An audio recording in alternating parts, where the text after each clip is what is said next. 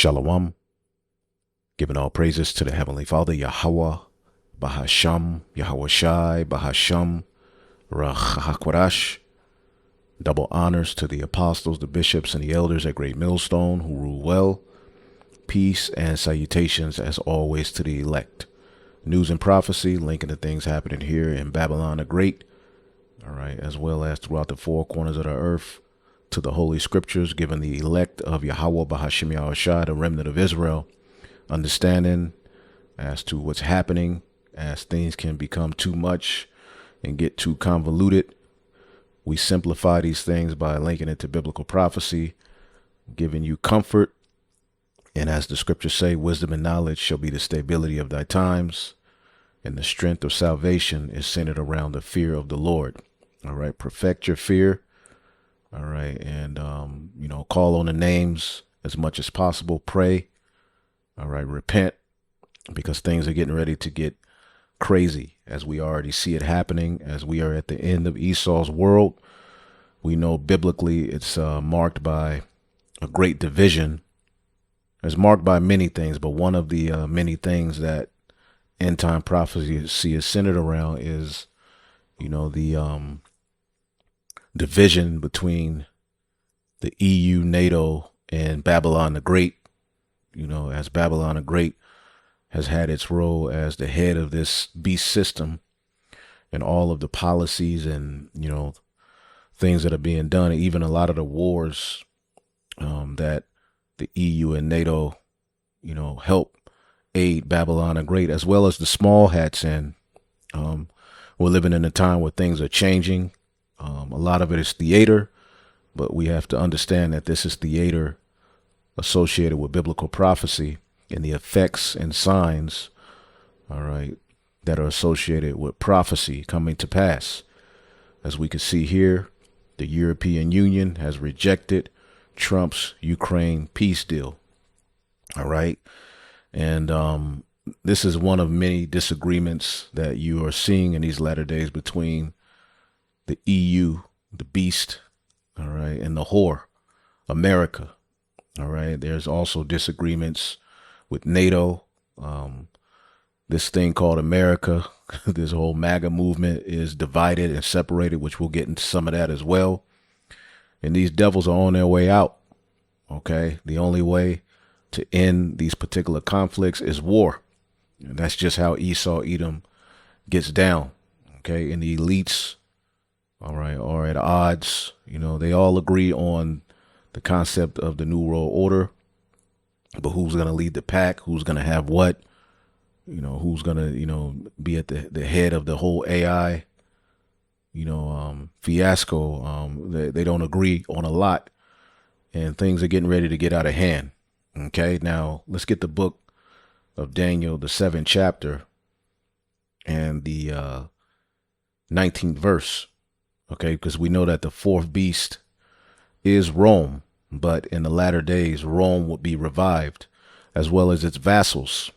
Okay. And that's fulfilled in Babylon the Great, the new modern day Roman Empire, as well as the vassals or subordinate, countries that make it a beast system. Okay. This is the book of Daniel 7:19. It says, "Then I would know the truth of the fourth beast, which was diverse from all the others, exceeding dreadful, whose teeth were of iron," meaning the Roman military, because remember, Esau Edom was blessed with the sword, "and his nails of brass, which devoured," all right, going into their, great, powerful military, which has now been revived. All right. And it's even more immaculate. Okay. So what the Lord is doing in these latter days is, since these devils have so much of a grip on the earth and the military is so powerful, what he's doing is dividing that sword against each other. Okay. And we're seeing a decay from the inside. So, to put it in simple terms, we're seeing decay of the beast system from the inside. Even over here in Babylon the Great, you're seeing decay from the inside. It said, "was devoured and break in pieces and stamped the residue with his feet." And this is what Rome was able to do. Remember, Rome is what gave this beast system its seat, power, and authority. It started with the Greeks, all right, but Rome is what gave them their dominant power and name in the earth. And we know that, the Western Roman Empire fell, all right, but the Renaissance period marked, all right, the revival of those Greco-Roman principles in the earth.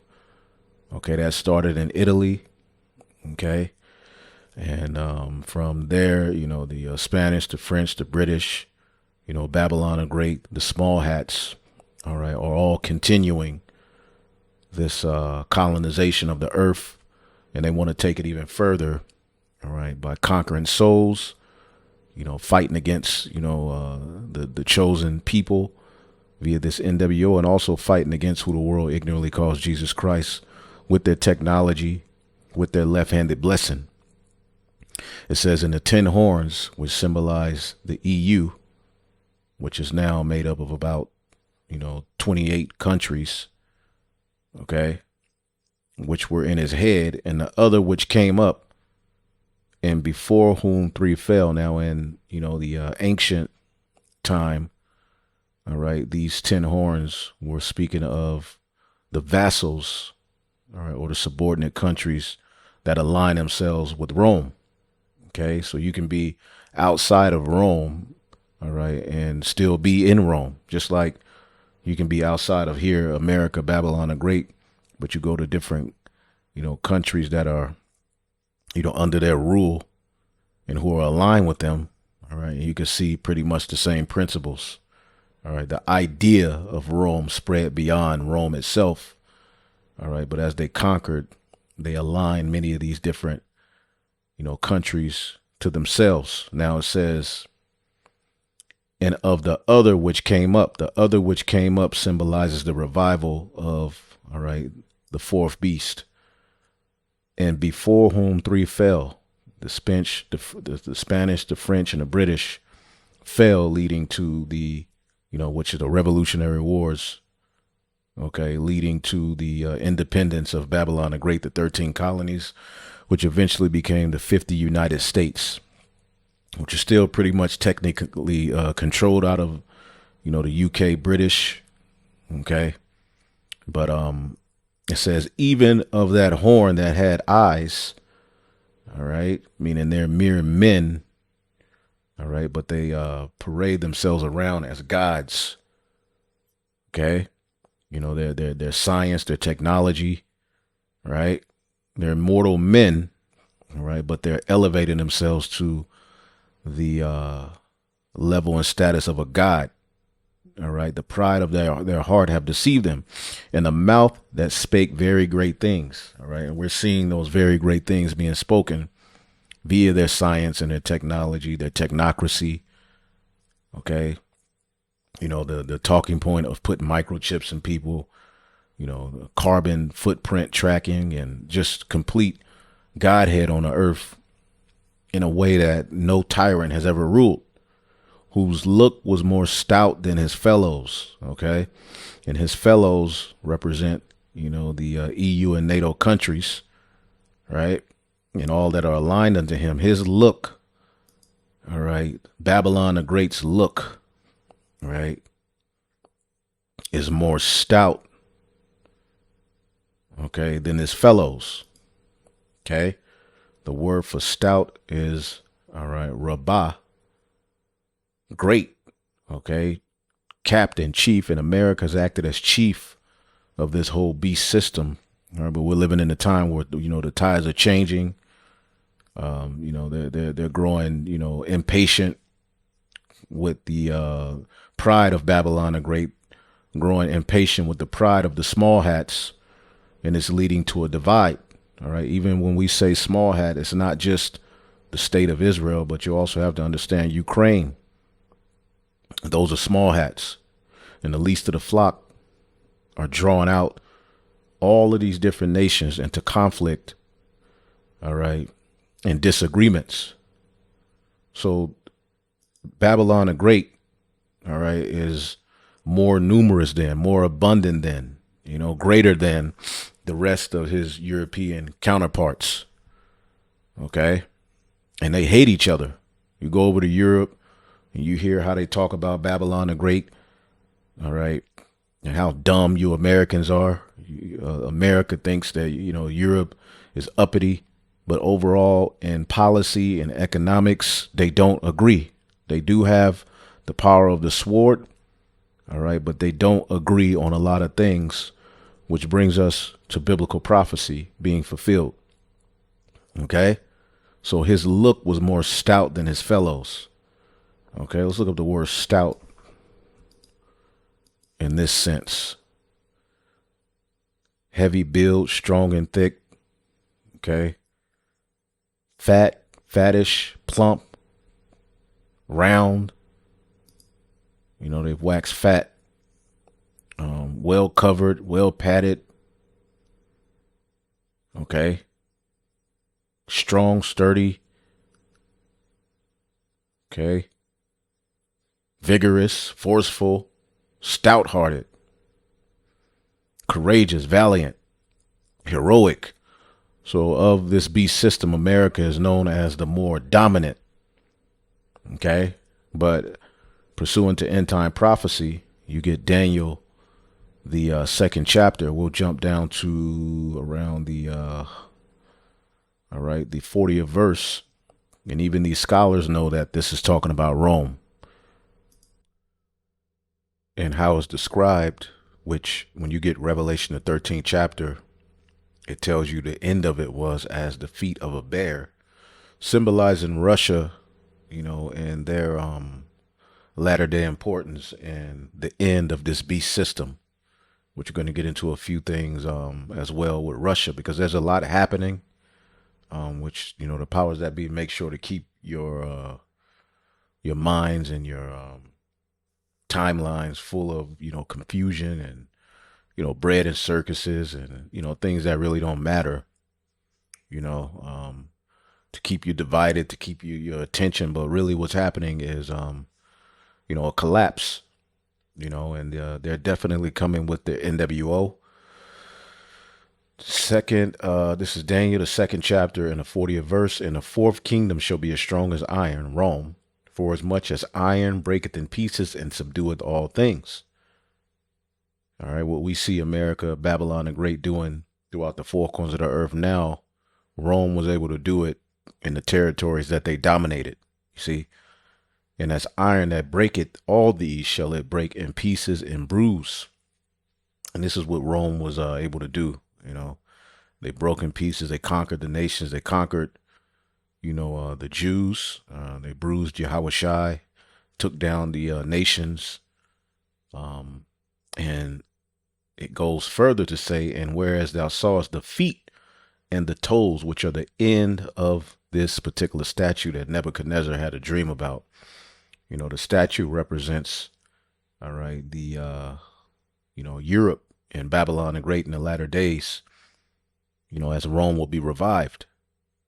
So whereas thou sawest the feet and the toes, part potter's clay and part iron. So part clay and part iron, meaning they and if you have a iron metal and you try to put some clay on it, they're not going to bind together.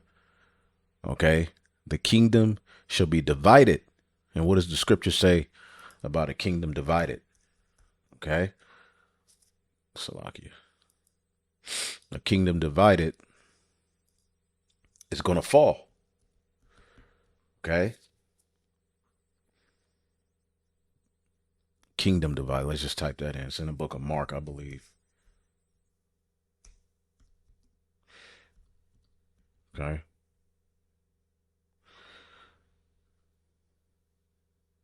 This is a good one. Yeah. Matthew 12 and 25. And Yahushua knew their thoughts and said unto them, every kingdom divided against itself is brought into desolation, and every city or house divided shall not stand. Okay. Mark 3 and 24 is a good one. Okay. So get it in the NLT. And we'll get right into these articles and these videos. Try to get through it. Mark 3 and 24, a kingdom divided by civil war will collapse. And we're seeing infighting and civil war amongst these devils, man. Okay? That's what we're getting ready to get into. Okay? Whereas thou sawest the feet and the toes, Daniel 2:41, part of potter's clay and part of iron, the kingdom shall be divided. See? It shall be divided. But there shall be in it the strength of the iron, which is the sword. They're blessed with the sword, but it's divided for as much as thou sawest iron mixed with miry clay. So, they have the sword, but economically, politically, morally, they don't agree. Technology wise, they don't agree with who's going to be at the forefront, what money should go where.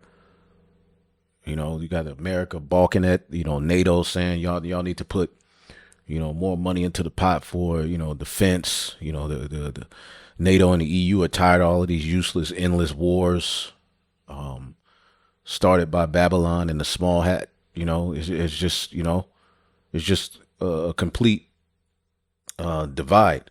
Okay, the kingdom shall be divided. Okay, and when you look up this word divided in the Hebrew, it's peleg or palag, to divide, to be divided. Okay, to be split. Okay, let's get the book of Obadiah.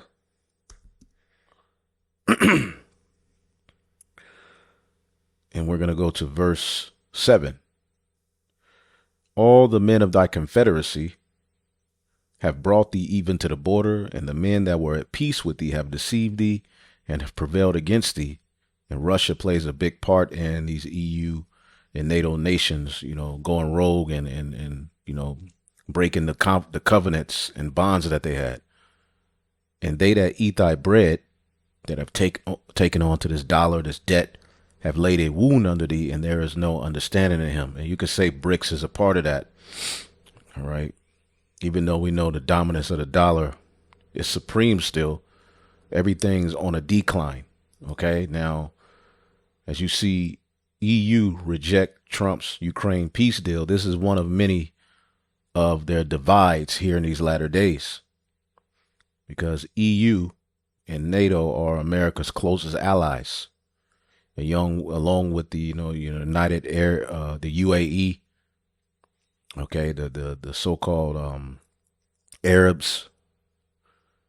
Okay, Saudi Arabia, but they're going their own way, and pretty much we're looking at Babylon being forsaken. All right, for the purpose of war being waged against her. And the small hats have a lot to do with that. Okay. So the EU has rejected the Ukraine peace deal drafted by the White House. All right. And put forward its own set of conditions for a potential agreement. All right. Now we're going to go here. Trump completely botches Ukraine-Russia peace. All right. And massive loss. All right. All right, so we got to talk a little bit about Russia and Ukraine, guys. We got to talk about this. So I don't know how many of you guys remember this, but a few months back, Trump decided to basically twist Ukraine's arm into doing this incredibly biased deal with America. And the idea behind the deal is like, hey, you guys have to give us 50% of your shit from now until forever in return for continued U.S. arms flows so you can keep fighting Russia, and in return for our support, okay? And this was a big deal because the media was talking about it like, oh, it's deal making, smart Trump deal making. And if you go back and watch the segments we did at the time, I called it like basically new age colonialism. Like the terms we were forcing onto Ukraine were worse than like the fucking Treaty of Versailles, right? Like this is something that's too harsh even for the terms you put on a country after they lose a war. Like that's how bad it is. Like taking 50% of all of their natural resources and their oil and their natural gas and their ports and shit like that, that is fucking crazy. But again, the deal was, you give us this, and in return, you have our support. You can get our weapons, you have our support in your fight against Russia. Okay. Well, guess what? Now, everybody's acting like that never happened. We never had that deal made. And now Trump is coming up with a new plan to end the war. To end the war between Russia and Ukraine. But there's a bunch of problems. So let's start with this. Axios has this piece. Trump's full 28-point Ukraine-Russia peace plan. President Trump's 28-point plan for peace in Ukraine would force Kyiv to give up additional territory in the east, additional territory that Russia doesn't have now, cap the size of its military, and agree will never join NATO, according to a draft obtained by Axios and verified by a Ukrainian official, a U.S. official, and source familiar with the proposal. The U.S. side is pushing Ukraine to make a deal on an aggressive timeline, and despite the plan including proposals Ukraine has repeatedly rejected up to now, President Zelensky is not ruling it out. A senior White House official acknowledged the plan is not easy for Ukraine, but said the U.S. believes the war must end, that if it doesn't, Ukraine is likely to lose even more territory. The plan was drafted by Trump's envoy Steve Witkoff, oh boy, with input from Secretary of State Marco Rubio and Jared Kushner. Now let me just pause here to say, red flag, Steve, bro, red flag. Steve Witkoff has been profiting off of these global deals up to this point. They're directly involved with like business dealings where like they're making a tremendous amount of money in crypto, for example. Jared Kushner got $2 billion from the Saudi government in return for allegedly giving them classified information that led to MBS consolidating power. These people are insanely corrupt. You have a neocon hawk and two insanely corrupt freaks who are steering this process. Reddest of red flags I've ever seen, dog. Witkoff also consulted with Russian envoy Kirill Dmitriev on the plan. Dmitriev told Axios he's optimistic about it because, unlike past efforts, we feel the Russian position is really being heard. President Putin has not publicly endorsed the plan. After meeting with Dmitriev, Witkoff and Kushner also discussed the plan with Zelensky's national security advisor, Rustem Umerov. U.S. Army Secretary Dan Driscoll presented the plan to Zelensky on Thursday in writing. Afterwards, Zelensky said he was prepared to hold talks about it with Trump and his team. They go on to say something chilling, which is like, oh, we're going to solve this just like we got a ceasefire in Gaza. Okay, yeah, but right. That was fake. That wasn't real. 1,500 buildings in Gaza have been destroyed since the fake ceasefire. Hundreds of Palestinians have been killed since the fake ceasefire. Just yesterday, dozens of Palestinians were killed in airstrikes. It's not real. It's fake. So this, again, Democrats, don't let them get away with this bullshit. This is kayfabe. This is acting. This is not real. Okay, so what's in the deal? Well, what's in the deal is, like we said, 28-point peace plan. And right off the bat, Kyiv has to cede additional territory. Ukraine has to give up extra territory. To me, right off the bat, that's unacceptable. That's unacceptable. That goes above and beyond just to like freeze the lines where they are now. It's like, no, you actually have to retreat from other areas that are currently Ukraine and give that to Russia. Okay. Cap its military at 600,000 personnel. Supposedly Russia, has, a blackmailing on Donald Trump. Okay, I don't know the truth of it, but supposedly, Putin has the goods on, Trump's freakiness. Okay, so moves are being made that seem like they're pro-Russia. But again, this is all going to fall apart. It's all going to go bad for Babylon the Great because they've done too much wickedness and continue to do wickedness. That also seems kind of crazy, especially when Russia just invaded Ukraine illegally and offensively, and now Ukraine has to cap its military. Why wouldn't Russia have to cap its military in that scenario? They're the aggressor. And the talking point of, Russia being the aggressor, there's a lot of propaganda with that. But remember, NATO, promised, not to push any more towards the east, any more towards Russia. Okay. And they've broken that deal numerous times. Okay. Which pretty much, how do you think Russia is going to feel about having a NATO ally in their front yard? That's not going to go over well. So the talking point of Russia, starting it, it comes with propaganda, but there's just the devil being the devil. We'll just leave it at that. And amend its constitution to permanently ban NATO membership. The proposal offers security guarantees, framing attacks on Ukraine as if it's an attack on America. In fact, it goes beyond that. It's as if it's an attack on the entire transatlantic community. So it would trigger a collective military response. That's what the deal says. There are economic provisions in the deal that call for redirecting $100 billion in frozen Russian assets towards rebuilding Ukraine. It's lifting sanctions on Russia in a phased way. A joint U.S.-Russia venture in AI and mining and energy. Plus, and that's another thing happening over in Ukraine. It's becoming a hub of AI. Secretly, it's openly, but secretly, it's becoming an AI hub, of the NWO. Okay. Russia coming back to the G8. So it really integrates Russia back with the global economy when it comes to business and stuff like that. And again, this is why I say look out, because I guarantee you Witkoff and Kushner and Trump himself are probably going to financially profit off this. It mandates amnesty for wartime actions by all parties.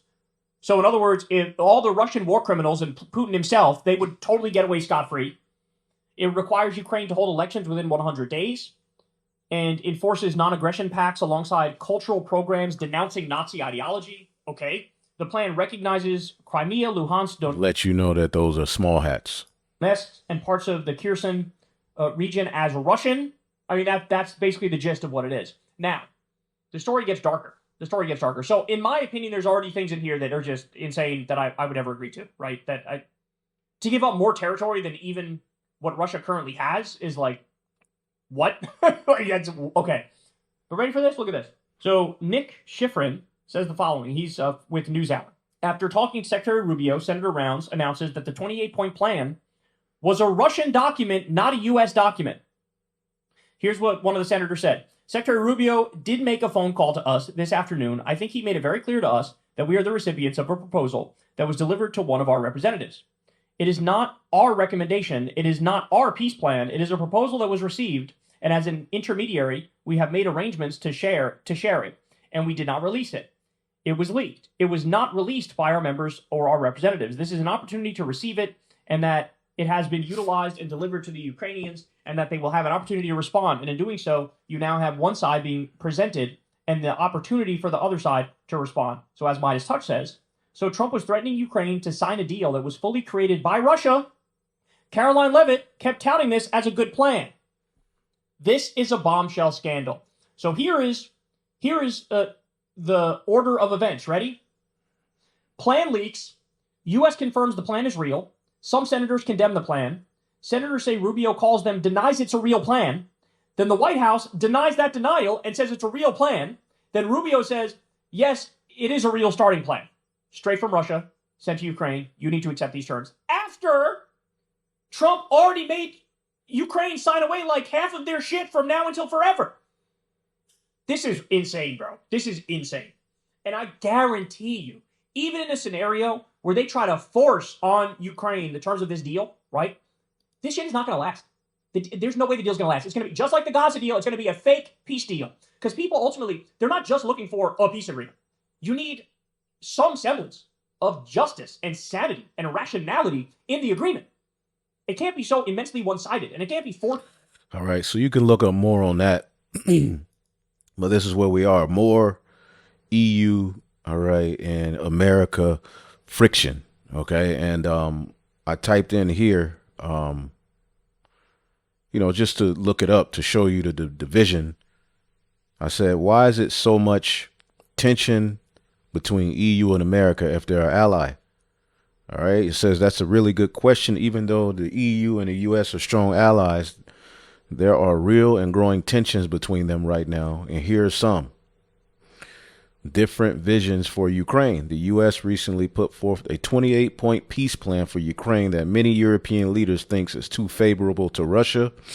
For example, it includes major territorial concessions. Okay. Europeans are especially worried about provisions that limit Ukraine's military size, which weaken Ukraine's future security. There's also frustration that the plan was not negotiated enough with European or NATO leaders. Okay, security dependency and European defense autonomy. Many in Europe are pushing to reduce their reliance on U.S. military support. See that? Because it comes with a whole hell of a lot of their money going to the budget, just so Babylon can go and pretty much start all of these wars and do what they do. All right, the hammer of the earth. For example, the EU's Readiness 2030 strategy aims to boost EU defense capabilities and encourage more buying of European-made weapons. Okay, and I have an article on that, I believe. Okay, what the hell? The EU wants to break its security dependency on the U.S. and buy more European weapons. Okay. And this is what we read about in the book of Obadiah. Let's go back there. Okay. The men that were at peace with thee are looking for a way around you. All right. Obadiah verse 7. Your allies will turn against you. They will help to chase you from your land. Okay. And as we're going to show you in Revelation, the 17th chapter. Okay. The EU nations are going to turn on Babylon.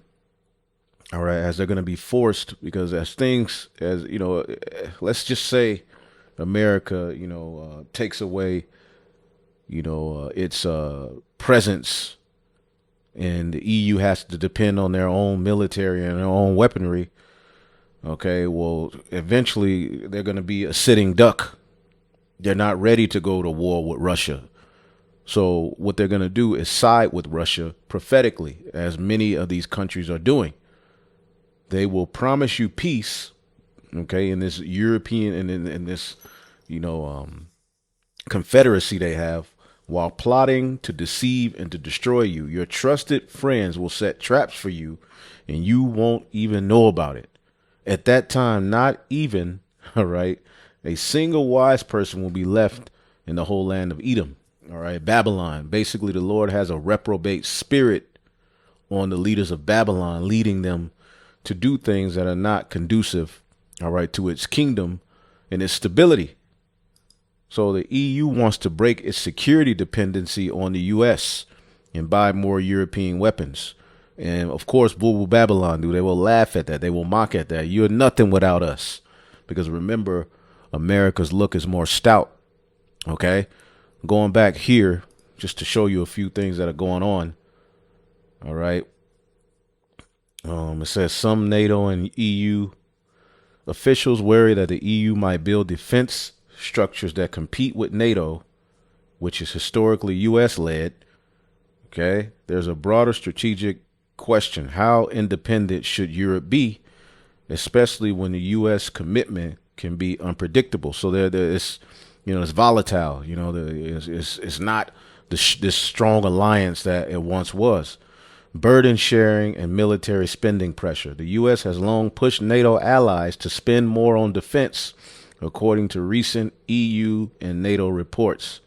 This remains a point of friction because Europe is under pressure to do more for its own defense. Some leaders see the U.S. as expecting too much without enough shared cost.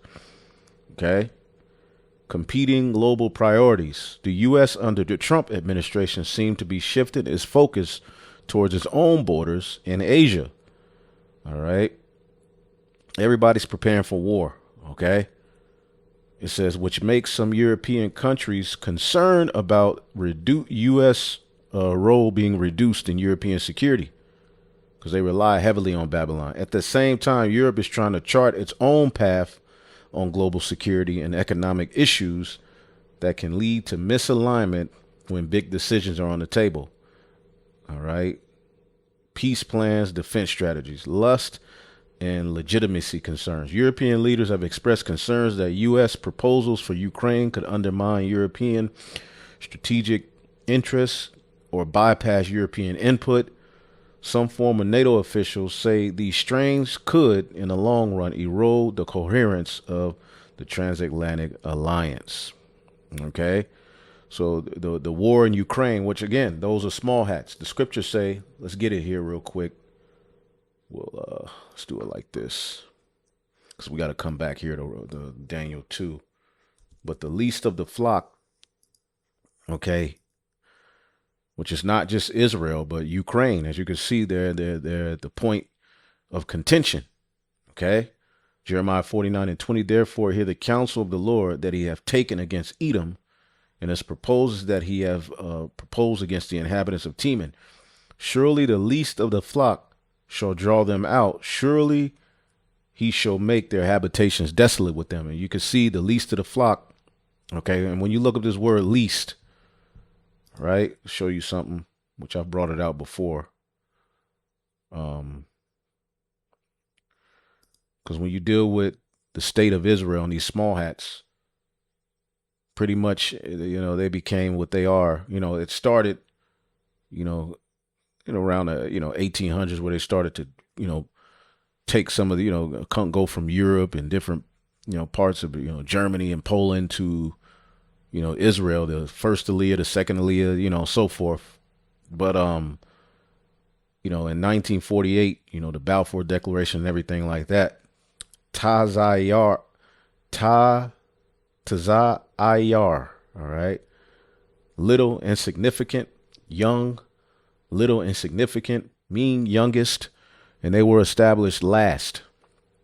All right. And I always bring this out.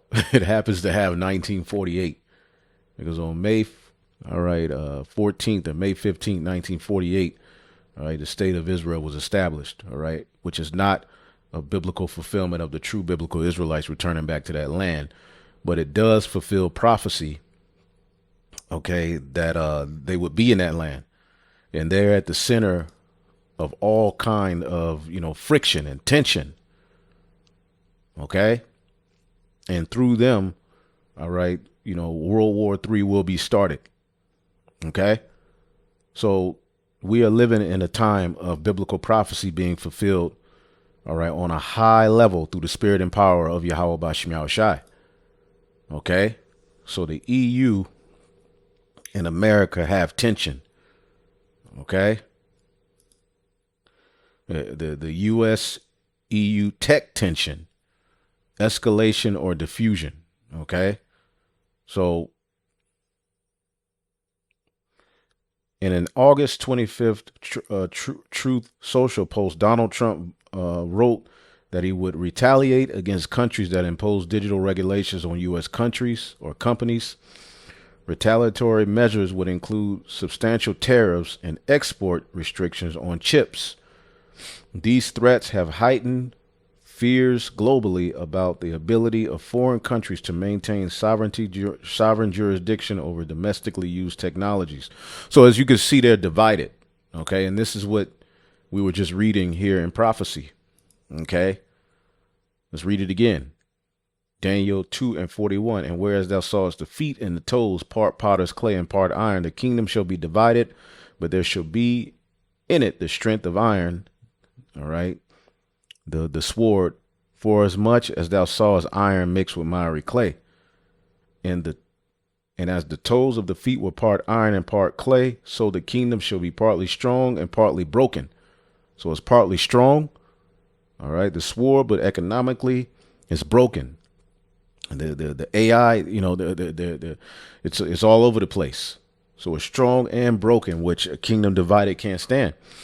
All right, the elites disagree on a lot. And whereas thou sawest iron mixed with miry clay, they shall mingle themselves with the seed of men, going throughout the four corners of the earth, and also, when you go to early Europe, using marriages to, set up strongholds and, economic hitmen to take over governments, but they shall not cleave one to another, even as iron is not mixed with clay. Let's read this in the NLT. It says, the mixture of iron and clay also shows that these kingdoms would try to strengthen themselves by forming alliances with each other through intermarriage. And if you go to early Europe, marriage was a big part of a lot of these alliances. But they will not hold together, just as iron and clay do not mix. So they're not going to bind together. And see, it says in verse 44, in the days of these kings shall the God of heaven set up a kingdom which shall never be destroyed. So the return of the Lord is through the fall of this revival of Rome. Okay. Another thing I wanted to bring out here. All right. Colonel Doug McGregor, Germany will leave NATO. Which this is big. Okay. Germany will leave NATO. So you see nothing but division. And this is just the tip of the iceberg. There's so much division happening amongst these devils. All right. As they try to, they always like to point at, Chicago and the hood. Well, they do, they're infighting and, they love to point out black on black crime, which, we're not here to, throw a pity party for the 2/3. They're guilty. All right. But you devils also have Edom on Edom crime. Remember, the scriptures say, I will set Egyptian against Egyptian. Let's get that. Let's get that in the book of Isaiah, the 19th chapter. Okay. And we know that that's talking about America, which will get some Egyptian against Egyptian as well, as MAGA is falling apart. Right. Isaiah 19:2, and I will set Egyptian against Egyptian, and they shall fight everyone against his brother and everyone against his neighbor, city against city and kingdom against kingdom. And this is what we're witnessing. Okay, let's get this out of here. get that out of there. Boom, get that out of there. Okay, get this out of there. And we'll start here. Okay. Von der Leyen is now running the European Union now. I don't think she's going to last much longer because I think everybody's had it up to here, with the European Union. Here's what needs to be understood.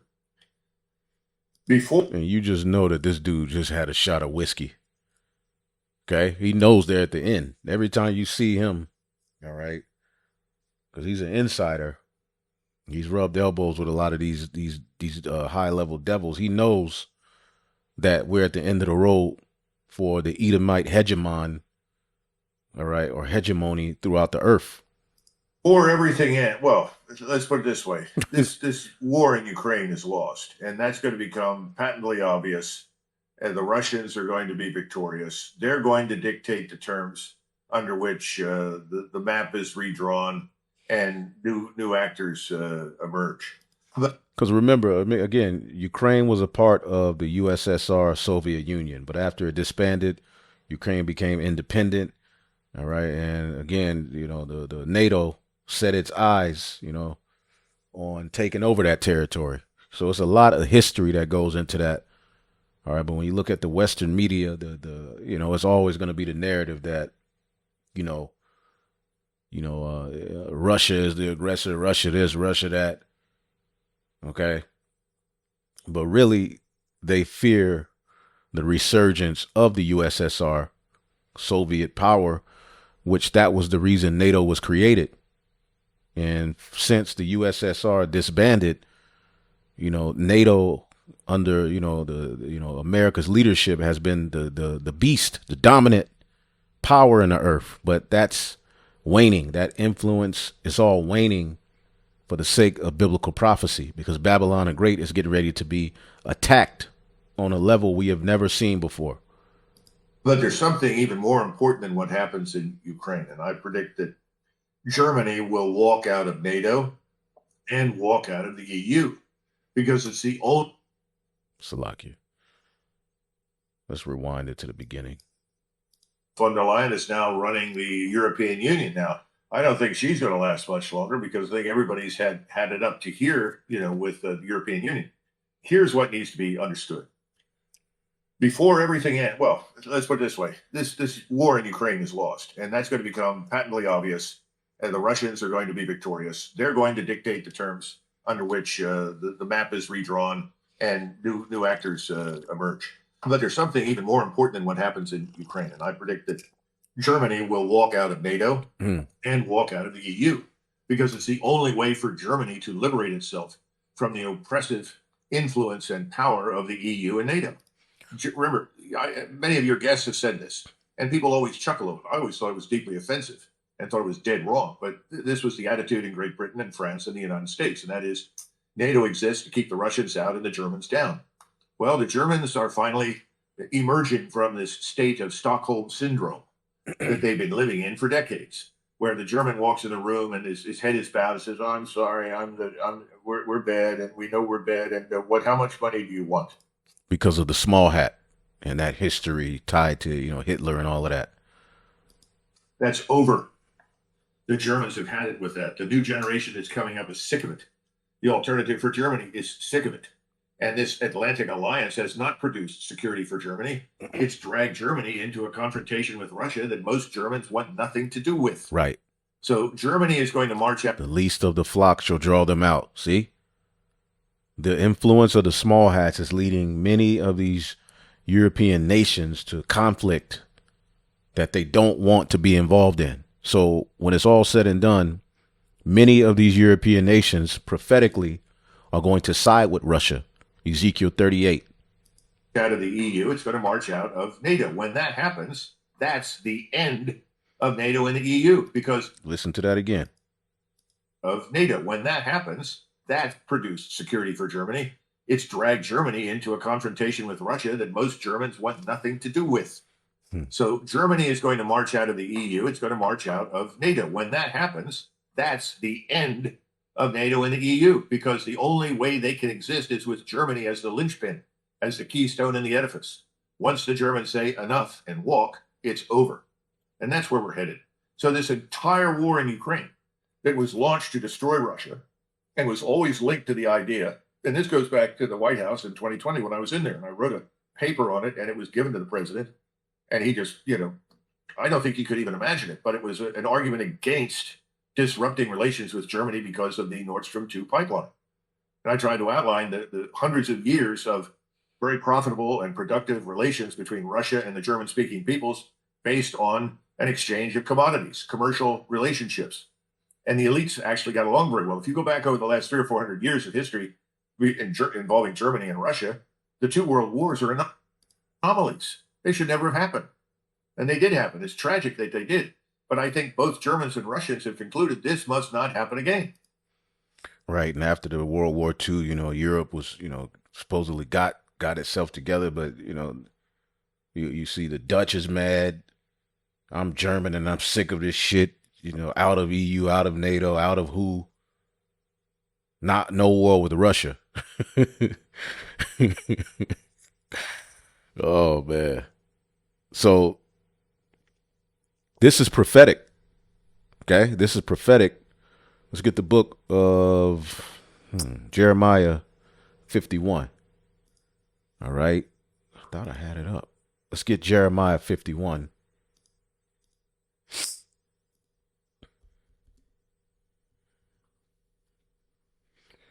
Okay. And 27. Let's start at 25. Behold, I am against thee, O destroying mountain, Babylon the great, saith the Lord, which destroyeth all the earth. And I will stretch out mine hand upon thee, and roll thee down from the rocks, and I will make thee a burnt mountain. This is what's coming for Babylon the great. And they shall not take thee a stone for a corner, nor a stone for foundations, but thou shalt be desolate forever, saith the Lord. So, nations that once depended on you, and you were, the more stout of your Edomite counterparts, in Europe and, so forth, you're not going to be for a stone for a corner. Okay. Which that's what holds the building together. All right. Like Yahweh Shai is the chief cornerstone. Okay. Where everything is built around that. Well, America was that for the Edomite, hegemon. Okay, if you let's look up the word hegemon. All right, hegemony definition is leadership or dominance, especially by one country or social group, all right, over others. See that? So that was Babylon. Jeremiah 51 and 27. Set ye up a standard in the land, blow the trumpet among the nations, prepare the nations against her, call together, all right, against her the kingdoms of Ararat. All right. Ararat is Turkey. Okay. Ararat is Turkey. Mini or Armenia, Ashkenaz, Germany. Okay. These were, the Japhetic lands that, were taken over by Esau. Okay. Appoint a captain against her, cause the horses to come up as the rough caterpillars. So Ararat, Turkey. Okay. Mini, Armenia, Ashkenaz. You say the Ashkenazi Jew. All right. That goes to small hats that came from the area of Germany, Poland, and so forth. All right. And went over to, a region of the promised land and said that they, and when they were, that whole thing was set up with the Balfour Declaration and all of that. Right. But Ashkenaz, all right, Turkey, which those are, the parts of NATO, right? Ashkenaz in Germany is also a part of the EU. They're going to turn on, all right, Babylon, and they're going to join this captain against her, which is Russia. Prepare against her with the nation of the kings of the Medes. The king of the Medes symbolizes what? Okay, the Russia, because when you look up an ancient USSR map, it is in the territory of the ancient Medes, where they ruled out of, which the Medes were a Japhetic people. Okay, the Medo-Persian Empire. Okay, the USSR borders the territory where the Medes ruled. So prophetically, when you see the Medes, all right, for an example, let's get Isaiah 13. Let's just type it in like that. It was Isaiah the 13th chapter. All right.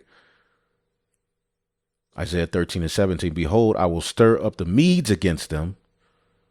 All right. Japhet has no play in end time prophecy. It's speaking of those who would be ruling out of this territory in the latter days. Okay. Behold, I will stir up the Medes against them, which shall not regard silver. As for gold, they shall not delight in it. And I thought I had like a damn map. Let me see if I can find it. I thought I had it. Let's see here.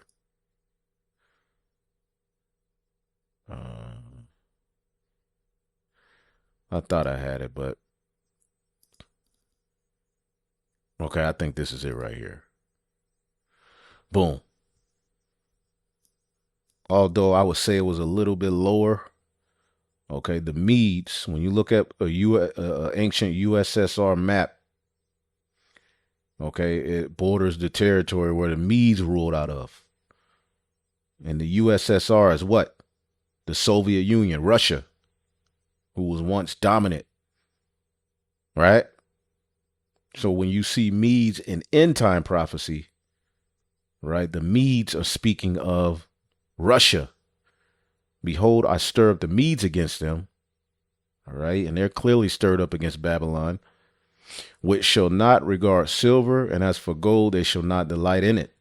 All right, they're also a part of the BRICS, which are looking for ways around the dollar for trading. See that? So the Jeremiah 51 and 11.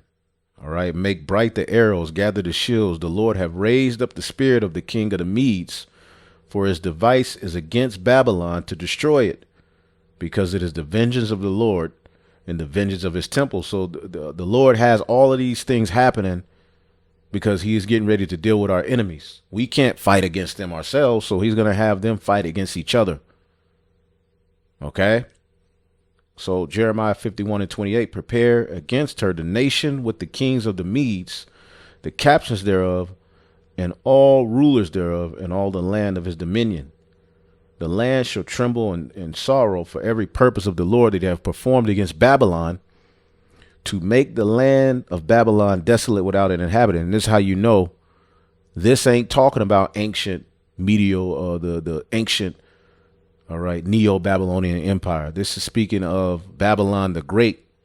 That will be destroyed, all right, and it won't be an inhabitant. This is something coming in the future. So Germany, all right, is going to leave NATO and the EU. Turkey is going to leave NATO. Okay, these are key factors in end time prophecy. Okay, let's see if we can just type in real quick what's going on with Turkey.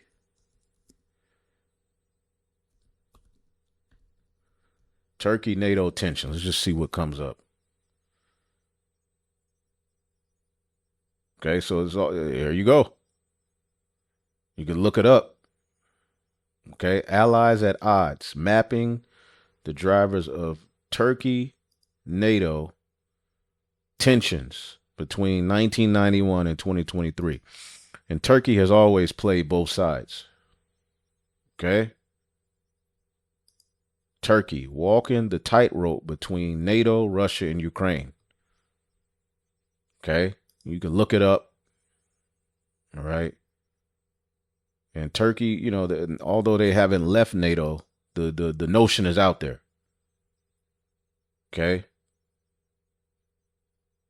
Key points of contention include his purchase of Russian S-400 air defense systems, sustained energy, and economic ties with Russia and China, independent military operations in Syria and Iraq, and military threats against NATO members and allies. So you see that?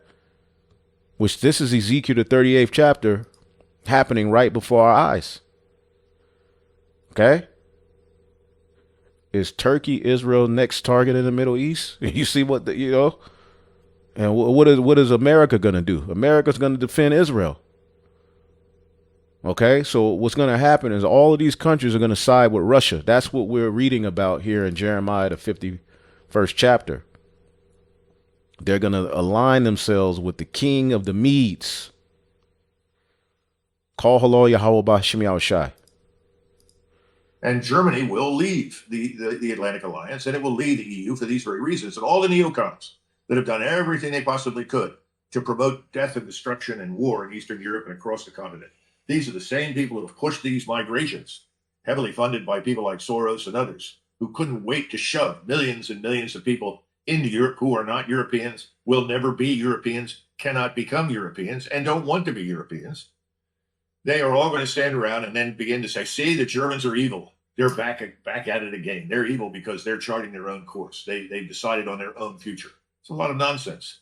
There's no Nazi revival there, nor will there ever be one, in my judgment. But what you see out in eastern Ukraine, for some reason, these same neocons are happy to see these Ukrainian soldiers sport SS emblems in their war with Russia, which makes no sense at all. None. Yeah, that is something that didn't get much. It did get a little bit of press, but the significance seemed to be lost on people. I guess because they're like, no, I can't acknowledge that because then that would mean we can't support Zelensky because he seems okay with it. But I tell you, one person that's not okay with it, and going back to that interview with Viktor Orban. Okay, and also I forgot to do this. Let's just type in Ashkenaz, Germany. All right. Ashkenaz is the Hebrew name for Germany. And the term refers to the historical Jewish community that emerged in the Middle Ages. These were the small hats. These Ashkenazi Jews, which they're not saying they're descendants of Japhet. They're saying that their forefathers were Jews in the region of Germany, all right, who came over to what they call the Promised Land, okay? The Ashkenaz is not them claiming the heritage of Japhet. It doesn't make sense to be, all right, Japhetic and Shemitic. They're claiming to be, all right, Jews, all right, that have their roots in Ashkenaz, which is territory that belonged to Japhet. For you guys out there, you see Ashkenaz and you just all of a sudden, oh, see, the Japhet is the white man. No. Ain't what that's talking about. See, but prophecy is hitting, man. He was also asked specifically about what chances does the Ukraine army, with the SS or not, what chance do they have? European politics intellectually is very sophisticated, but what they are saying basically means that they would not like to have a peace just now. They would like to continue the war. They think, and they speak about it publicly, that we have to continue the war to support Ukraine more. The situation will improve on the front line, and we will have a better circumstances or preconditions for negotiation. Wrong, totally wrong. Not to speak about geopolitics and human dimension, economically and financially is just crazy. We finance a country which has no chance to win the war, but at the same time, there's a high level of corruption. Yeah, now obviously that issue with corruption has exploded since he made those comments. You mentioned at the outset, one of Zelensky's right-hand man has been caught and is now somewhere in hiding. And it's he's in Israel, along with another one. They both fled to Israel. They will be safe there. I wonder why will people from Ukraine be safe in Israel? For now, but if Zelensky falls, it's unclear how long they're going to protect him. Oh, listen, I think they're going to be safe. Remember the gentleman who was a pedophile who was caught out in Las Vegas? I can't remember his name now, but it turns out he was an Israeli citizen, and he was flown immediately to Israel, where he is safe and will never be extradited. No, I think so. Their own tongue is falling on themselves. I think the Jewish state will remain a haven for Jews, regardless of what they do anywhere else in the world. And that's certainly true for the two gentlemen that whose names escaped me. One, I think, is Mindich or something. Yeah, Mindich, yeah. And the other one, I can't remember his name. But at some point, Zelensky will probably pack it in and go there as well. Well, yeah, because I was going to say, and I'm talking to some folks who are on the ground in Kiev or have access there. Letting you know that they are small hats. And they're saying he is literally at risk. This could knock him out when nothing else do it. So apparently he's not as safe as many in the West may think, even with all these announcements. Well, a lot of people have waited for him to be subjected to the Mussolini treatment. That may yet come. Who knows? He is distant from his own population. So let's do this. Let's type in. All right. how could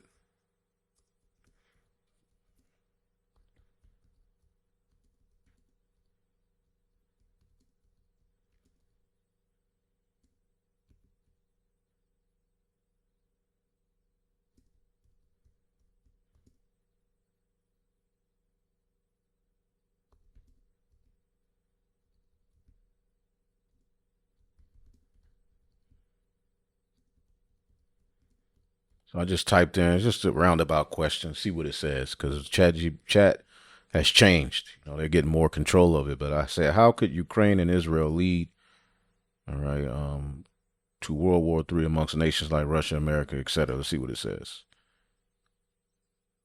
See what it says. You're listening anyway. All right, they're listening to everything. Here's a clear, sober explanation of how conflicts in Ukraine, Israel, Gaza could theoretically escalate into a wider global conflict. Not predicting World War III, but explaining the pathways. All right. Why these two wars are dangerous flashpoints. Ukraine war, Russia versus NATO, support for Ukraine. Okay. This conflict is already the largest conventional war in Europe since World War II. All right, direct NATO-Russia collision. All right, yada, yada, yada. Nuclear threats. Israel-Hamas war. So it's a lot, all right? And, you know, I don't feel like really reading through it all, but as you can see, I'll read through it, you know. I'll read through it and probably do another lesson, but, yeah.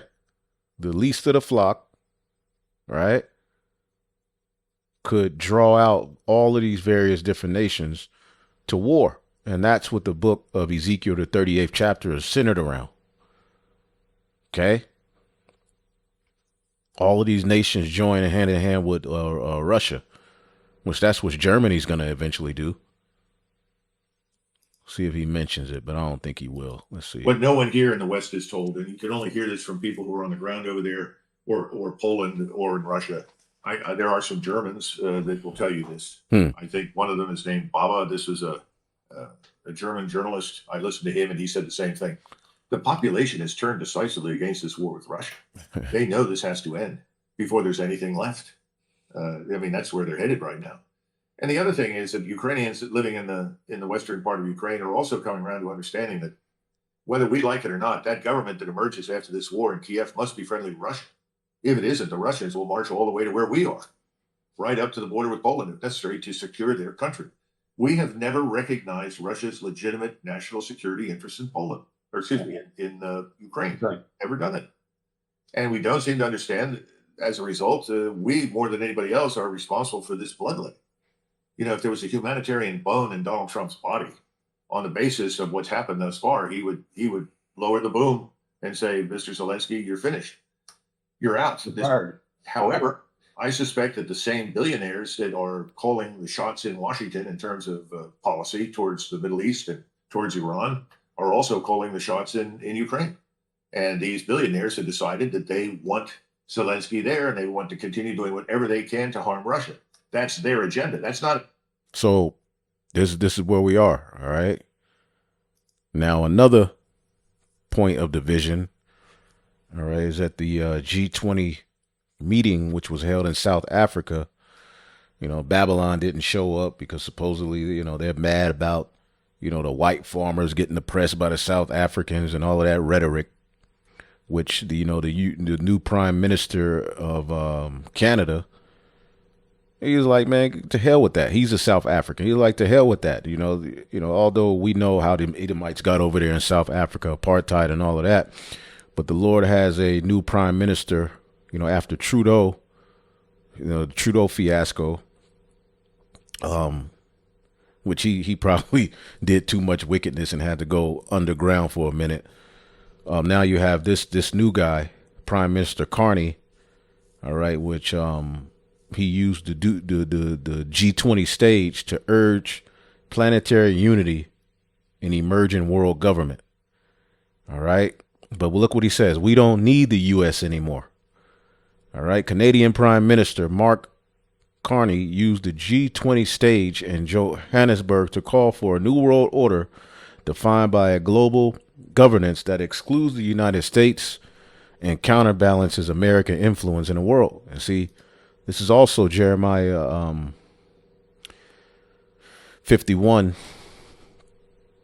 And let's see here.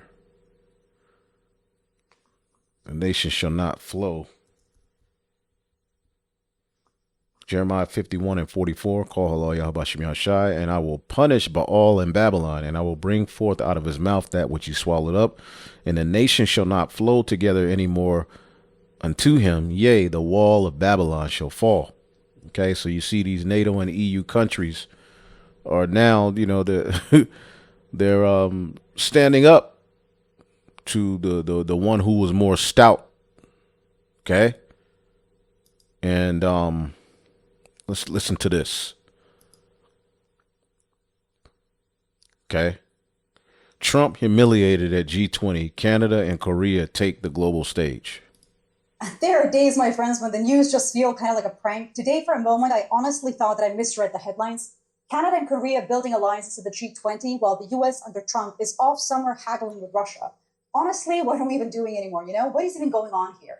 In this video, I want to show you how the rest of the world is simply moving on without the US at the center, why Canada and Korea of all nations are suddenly steering the conversation, and why America, or at least Trump's America, is being left out in the cold. We'll look at three themes: how the G20 revealed a new global reality, what Trump's shadow diplomacy with Russia says about American decline, and the quiet way everyday people, even food culture, are leaving old superpowers behind. Before we dive in, a very quick note, might hard to overstate the symbolism. Canada and Korea, not the United States, out front at the G20, forging deals, forming coalitions, drawing up new maps of influence, and the United States is absent in any meaningful way, except, of course, for the photo ops with Russia. Mark Carney, Canada's prime minister, and a figure who in another era might have been seen as a junior partner to Washington, stood up and said almost flatly, the world can move on without the US. And he's kind of right?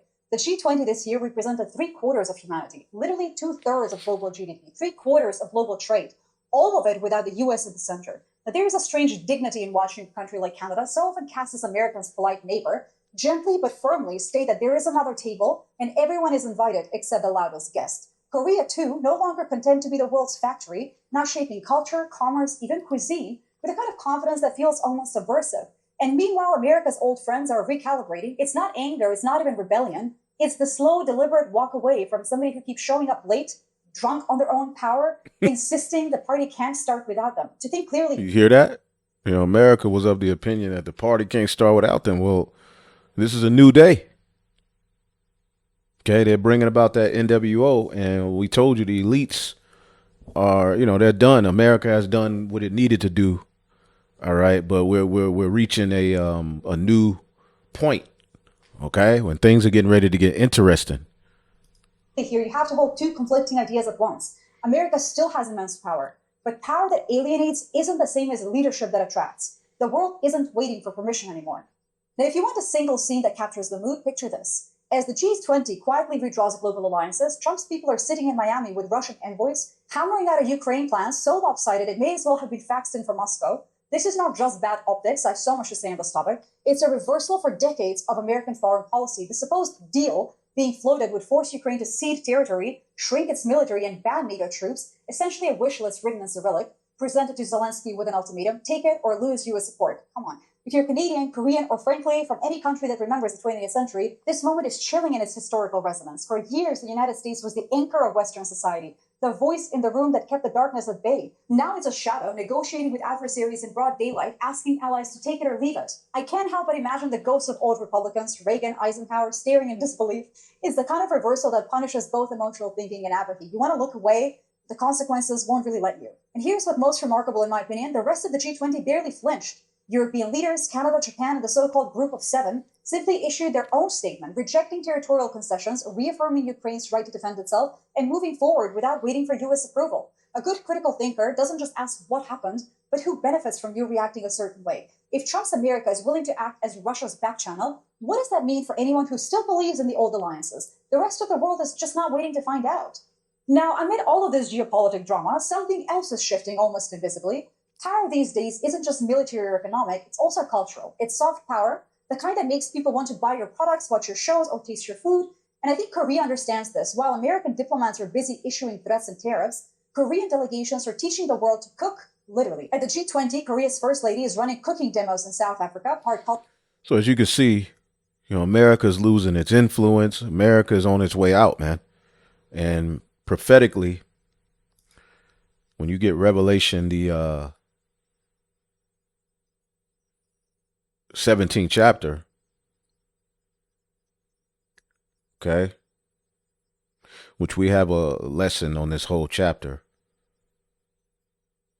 Okay, Revelation 17 and 12. Let's see here. Let's just jump. Okay, here we are. Yep, Revelation 17 and 13. These have one mind and shall give their power and strength unto the beast. So these European nations gave, their strength to the beast system to forward Babylon, but now, they're seeking to do their own thing, okay, or looking out for themselves as pertaining to this new world order. These shall make war with the Lamb. All of these nations are going to make war with Yahweh Shai upon his return. Okay, so it's not like they're righteous, Russia included. All right, but the Lord is using them for a very important part of prophecy. And the Lamb shall overcome them, for he is Lord of lords and King of kings. And they that are with him are called and chosen and faithful. And he said unto me, the waters which thou sawest, where the whore sitteth, are people and multitude and nations and tongues. As we were reading in Jeremiah 51, everything flowed through Babylon. Okay. Let's see here. Jeremiah 51 and 44. And I will punish Baal in Babylon, and I will bring forth all out of his mouth which he swallowed up. And the nation shall not flow together any more unto him. Yea, the wall of Babylon shall fall. Okay. And as you see here, Babylon the Great, all right, was the dominant force, all right, where everything flowed through. All right. Revelation 17 and 16, and the 10 horns, all right, the EU, all right, which thou sawest upon the beast, these shall hate the whore, and shall make her desolate and naked, and shall eat her flesh and burn her with fire. For God hath put it in their heart to fulfill his will, and to agree and give their kingdom unto the beast, and to the words of God shall be fulfilled. And we're at that point where the Lord is getting ready to break this thing up. Okay, America is done. The way it's looked at, the stench of it, the memorial of it, it's not what it once was. The influence of it is not what it once was. And the Lord is putting leadership in Babylon to just make things worse. Okay, now let's go here as well. Okay, let's see here. Everything's collapsing. Okay. Hi, everyone. I've always represented the common American man and woman as a member of the House of Representatives, which is why I've always been despised in Washington, D.C., and just never fit in. Americans are used by the political industrial complex of both political parties, election cycle after election cycle, in order to elect whichever side can convince Americans to hate the other side more. And the results are always the same. No matter which way the political pendulum swings, Republican or Democrat, nothing ever gets better for the common American man or woman. The debt goes higher. Corporate and global interests remain Washington's sweethearts. American jobs continue to be replaced, whether it's by illegal labor or legal labor by visas or just shipped overseas. Small businesses continue to be swallowed by big corporations. Americans' hard-earned tax dollars always fund foreign wars, foreign aid, and foreign interest. And the spending power of the dollar continues to decline. The average American family can no longer survive on a single breadwinner's income, as both parents have to work in order to simply survive. And today, many in my children's generation feel hopeless for their future and don't think they will ever realize the American dream. And that breaks my heart. There is no plan to save the world or a 4D chess game being played. When common American people realize and understand that the political industrial complex of both parties is ripping this country apart, that not one elected leader like me is able to stop Washington's machine from gradually destroying our country, and instead the reality is that they, common Americans, the people, possess the real power over Washington, then I'll be here by their side to rebuild it. Until then, I'm going back to the people that I love, to live my life to the fullest as I always have, and I look forward to a new path ahead. I'll be resigning from office with my last day being January 5th, 2026, And I look forward to seeing many of you again sometime in the future. May God bless you all. And may So you do Marjorie Taylor Greene, who was once MAGA, right, is jumping ship, and like they said, something is up, you know, because this is the devil, right? The Bible speaks of this is an Edomite. Okay, they're up to something, but they're divided too at the same time. Alex Jones himself. Okay, this is another one. All right, guys, got some amazing news here. So Doge is officially cooked. It is done. It is over. It's a wrap. So here's some reporting from Reuters. Exclusive. Doge doesn't exist with 8 months left on its charter. They say U.S. President Trump's Department of Government Efficiency has disbanded with 8 months left to its mandate, ending an initiative launched with fanfare as a symbol of Trump's pledge to slash the government size, but which critics say delivered few measurable savings. Quote, that doesn't exist. Office of Personnel Management Director Scott Cooper told Reuters earlier this month when asked about Doge's status. It's no longer a centralized entity, Cooper added in the first public comments from the Trump administration on the end of Doge. The agency set up in January made dramatic forays across Washington in the early months of Trump's second term to rapidly shrink federal agencies, cut their budgets, or redirect their work to Trump priorities. So let me just pause to point out, every single thing they did, everything they did was wildly, wildly illegal, and it's not even close. You had the world's richest man hacking into the Treasury, deleting whatever he wanted to delete. By the way, the other piece of speculation is that the whole point of this exercise was for him to steal all of our data for his AI system, which, again, wildly, wildly illegal. So he left a trail of devastation and destruction, while at the same time somehow managing to not save any actual money in the long run. So they continue here and say, the OPM, the federal government's Human Resources Office, has since taken over many of Doge's functions. According to Cooper and documents reviewed by Reuters, at least 2 prominent Doge employees are now involved with the National Design Studio, a new body created through an executive order signed by Trump in August. So they're through. He is through, man. I mean, everything is falling apart. Even Alex Jones. So as you all know, Marjorie Taylor Greene decided to resign the other day, and that came as a surprise to a lot of people. And I get it. It makes sense that some people are shocked, but I have to be honest, I was not that surprised. And I wasn't that surprised because she doesn't have a base anymore. There's no base for her anymore. A person who she just defended endlessly, turned on her and called her a traitor to the country. She was getting death threats. I don't think she wanted to spend the next however long, being a total simp to a guy who refers to her as a traitor. So I kind of get where she's coming from. Now, I think in the long run, I do think she's going to try to get back in politics. It's possible she just sort of taps out and says, I'm going into media. But I'm really more of the mindset she's either going to run for the Senate or she's going to run for president, maybe more likely president in 2028. She wants to be the future of MAGA. She wants to claim the mantle of, like, I'm the true MAGA. And she thinks she can stay relevant enough by, doing media until 2028. So that's my guess as to what's going on here. But I'm not surprised she wanted to go because she really put herself in a corner, right? I mean, and this is a tale as old as time. There's been, a dozen examples of Republican politicians who started to break with Trump. And then, once they do and he fires back, eventually they say, you know what, I'm out. I'm done. I'm not doing this again. Jeff Flake comes to mind. And like I said, there's literally like 10 or 12 others that, it was a Republican, stood up to Trump, then retired. So same kind of thing happened here. But what's extra crazy about it is that Marjorie Taylor Greene, she voted 95% or more with Trump. And even that is not okay. Why? Because God forbid you want the Epstein files released. God forbid you say some critical words of Israel. You are not welcome in the MAGA movement. Remember, Epstein is a Democratic hoax, but it's also totally real, but the Democrats are the only ones who are guilty. This is what he does. He contradicts himself all the time on it. But don't criticize Israel. Don't say you want to release the Epstein files. You're persona non grata. He's done with you. Which Epstein is a small hat too, okay? And so she ended up resigning. So first, let me give you a little reminder. Here is part of her resigning video. So we already, showed you that. But Alex Jones, all right, which he tried his hardest to keep defending Trump, but sees this. And Alex, he's been on this thing lately where it's like, we got to stop having a MAGA civil war. We got to come together. We got to get Nick Fuentes and Ben Shapiro to be buddy-buddy. We got to work it all out. Trump, why are you going after MTG? She's a loyal soldier. She's just saying, I disagree with you in a nuanced way on certain issues. So he's been out there trying to play peacemaker, sort of like a Matt Walsh role. Matt Walsh is getting cooked by the Reuters. And he's like, hey guys, why can't we all just get along? Why can't we all realize the common enemy is the left and let's just fight the left and stop? See, MAGA's through. Esau's done, man. The Esau Edom is finished. He's finito. Okay? He's through.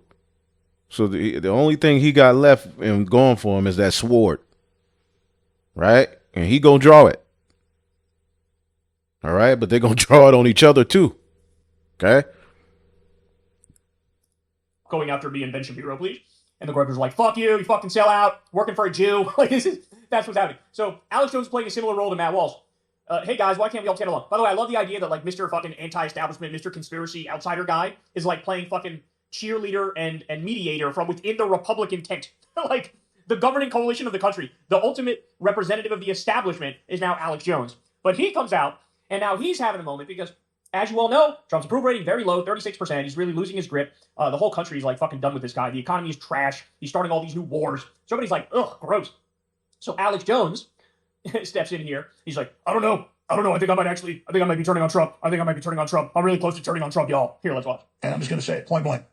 I'm not a bandwagon person. I don't pile on other people who are doing something.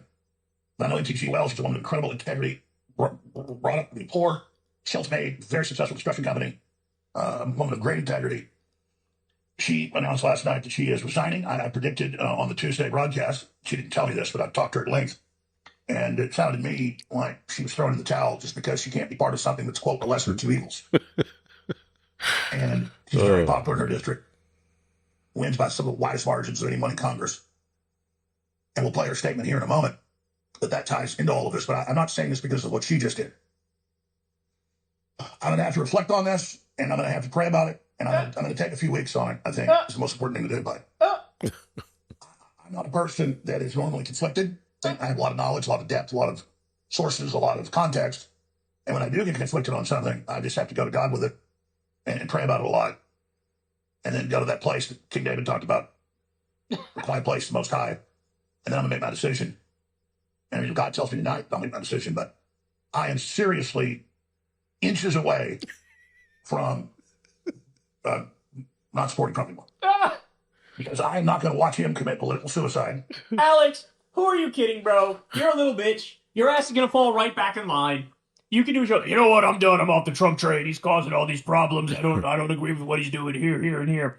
But like, homie, where in fucking... It is 2025. You're telling me nothing he's done between 2015 and 2025 for a fucking decade. None of it made you go, you know what? I'm out. I don't like that one too much. None of it? Nothing. Now it's, because MTG is resigning. Now, you went too far, Don. You went too dumb. So he didn't go too far when he killed increased overtime pay for millions of people that Biden did and he undid. He didn't go too far then. He didn't go too far when he killed the $15 minimum wage for federal contractors that Biden put in place. He didn't go too far when he opposed the PRO Act and minimum wage increases. He didn't go too far when he destroyed the NLRB with anti-union picks to protect his billionaire fucking donors. He didn't go too far when he destroyed the CFPB, the anti-scam police. He didn't go too far when he outsourced hundreds of thousands of manufacturing jobs. He didn't go too far when he just decided, I'm going to cut taxes on the rich and raise tax on the bottom 90% of Americans. He didn't go too far when 2.3 million people lost their health care in his first term, and he just kicked 17 million people off Medicaid in his second term. When he froze the food stamp money for fucking millions of people, at the same time he cut 94 million pounds of food going to food banks, starving Americans while giving $40 billion to Argentina, that didn't go too far. Bombing fishermen in the Caribbean day in and day out. Bombing Iran illegally. Bombing Somalia. Bombing Yemen. All illegal. That didn't go too far. None of that went too far. Fucking setting up concentration camps. Sending innocent people there where they get raped. That didn't go too far. You made MTG mad.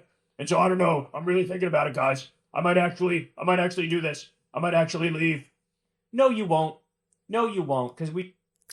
Hey, thou sayest, all right? Again, Isaiah 19:2.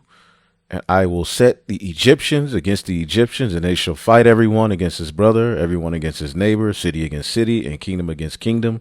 And the spirit of Egypt shall fail in the midst thereof, and I will destroy the counsel thereof, and they shall seek to the idols and to the charmers and to them that have familiar spirits and to wizards. And the Egyptians will I give into the hand of a cruel lord, and a fierce king shall rule over them. And things are just going to get worse and worse and worse for Egypt, man. This place is through. Esau is through, man. Okay? The Trump MAGA coalition is made up of two main different movements. The ideological MAGA base, which is perpetually confused, and the tech authoritarian crypto bros, who know exactly what they want. Well, J.D. Vance is the heir presumptive of Trump, who qualifies by being the only such figure who straddles both of those camps.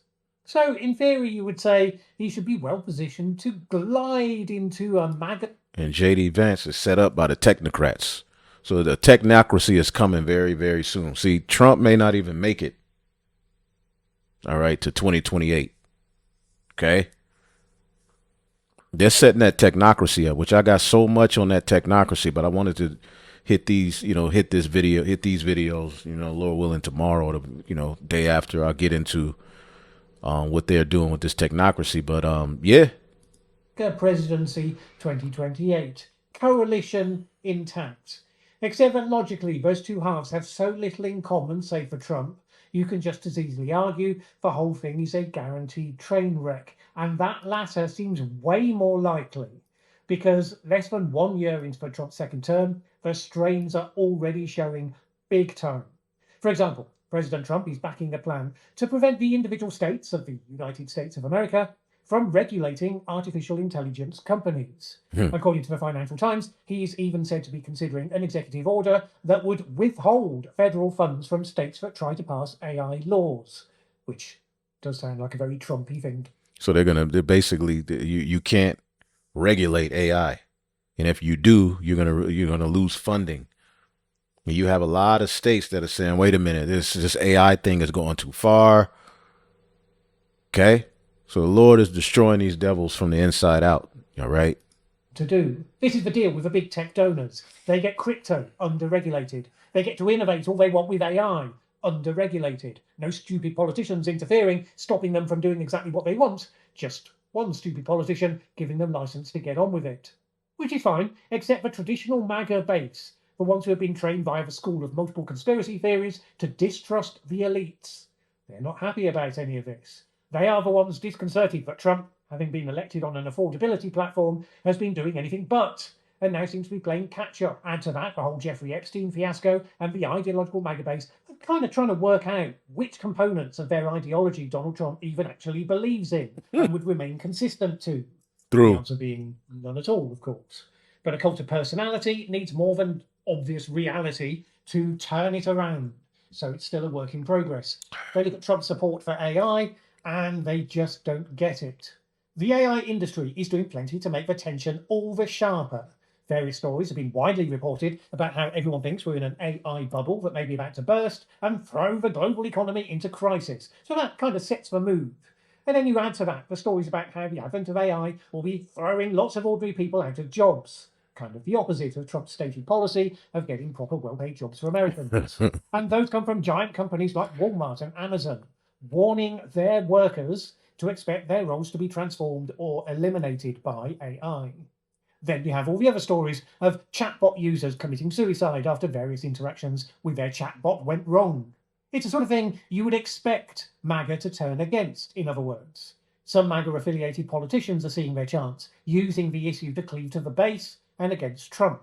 Florida Governor Ron DeSantis, for instance, said the AI plan promoted by Trump was, quote, an insult to voters. And he complained that the proposal would, quote, prevent states from protecting against online censorship of political speech, predatory applications that target children, violations of intellectual property rights and data center intrusions on power/water resources. Except for tech bosses are shoveling large amounts of money Trump's way in one form or another, which is what talks a lot louder than anything else. Now that Trump is into the lame duck part of his presidency, other issues will be harder to ignore. For instance, under-regulation of AI has very low support amongst voters. According to a survey conducted by YouGov in June, just 18% of American voters supported efforts to stop states from being able to regulate it. Some Republicans in Congress have been warning that Trump's stand could be a vote loser for them. And as we know, if they believe that the laws of political gravity, as they've always known, are kicking back in after this surreal moment of the suspension of disbelief, they're going to pay a lot more attention to those voters more than they will even Donald Trump. And that must be keeping J.D. Vance awake at night, because he is the man who is the leading light, the standard bearer in a political sense, for the tech bros. The man who understands the principles that they're engaging with, who can deal with the sophisticated objectives and strategies. He just needs to avoid screwing up the MAGA base over the next couple of years or so, and of course with Trump himself, which is always on a knife edge. And as far as it's in his power to do so, preferably to prevent Trump from self-destructing the entire movement by doing something so dumb that even he can't get away with it. Can't say I fancy his chances. Democrats have been zoning in on Vance's relationship with Peter Thiel particularly, and the company that he leads, Palantir, which does the sort of things you would expect to make excellent framing for, shall we say, a corporate enterprise of your standard Bond villain. Uber MAGA guru Steve Bannon came close to that. He called Palantir a science fiction villain. Joe Rogan said Palantir was creepy. Nick Fuentes, who's currently living in the ideological purity end of the scale of awful, he said, seriously, if Palantir isn't the deep state, then what is? And Laura Loomer chimed in, accusing it of seeking to infiltrate the Trump administration to secure defense contracts, which is the sort of conspiracy theory that can actually be true. Sure. So it was all a farce. The bidding of the elite is being done. The collapse in the American economy, Constitution is getting ready to get bad. You know, Esau Edom is, you know, he's through. And they're bringing in that technocracy. UK Keir Starmer trips over his own feet as he arrives at G20. Let's see if they show it.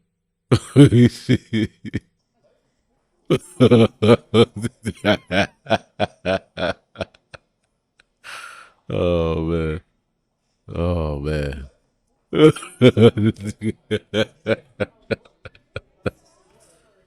Woo! Yo, second Edge 6 and 9. What does it tell you? Esau is the end of the world, man. Okay, and all kind of stuff is coming out on these devils, man. Okay, it's over. Okay, it's over for these devils, man. All right, man. So I just wanted to, you know, bring out those things. I'm glad I got through it because I felt terrible at the start, but spirit is a little upbeat now. Musk claims AI will make work optional and money irrelevant. I wonder what that can lead to. So,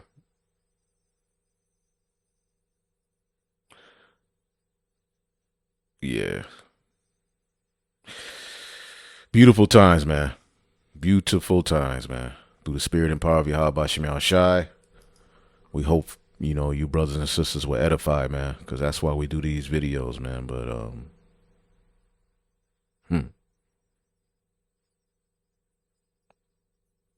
wow.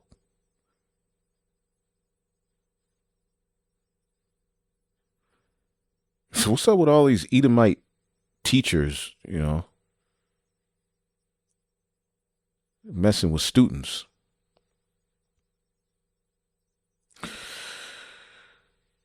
Supposedly there's a hit out on Candace and West, too. Sam Altman's eye-scanning orb startup says employees should only care about work for the good of humanity. What the hell is going on, man? All right, so let me stop. Hopefully I'll edify it on to the next. Shalom.